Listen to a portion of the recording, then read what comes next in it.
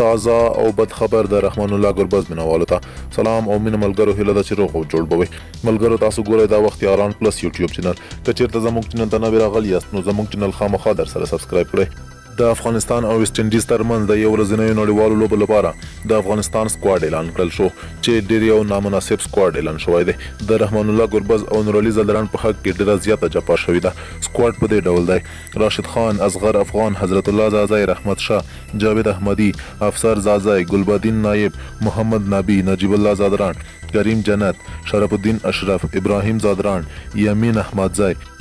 اکرام علی خل او مجیب زادران پکې شامل دي د یادونې وړ ده چې دغه لوبې د راتلونکي نومبر میاشتې له 14 نیټې تر 11 نیټې د هندوستان د لیکنو ښار په یوکانا لوبغالي کې ترسره کیږي په داسې حال کې ده چې د راشد خان په مشرۍ د ملي لوبډلې یو شمېر لوبغاړو د کرکټ بورډ سره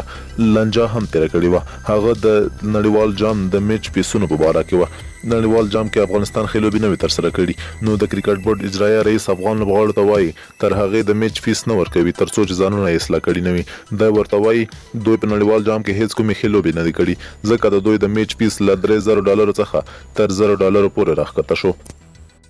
له بلې خوا بیا د افغان لوبډلې پخوانی ویسټ انډیزی روزونکی سیمونز د افغانستان لوبډلې لپاره د ویسټ انډیز لوبډلې د پوره چمتووالي خبره کوي دی وایي ویسټ انډیز لوبډله د افغانستان لوبډلې په وړاندې بشپړ تیاری لري او په خبره یې دغه لوبې ټولې له افغانستان څخه په چلنجي توګه ګټي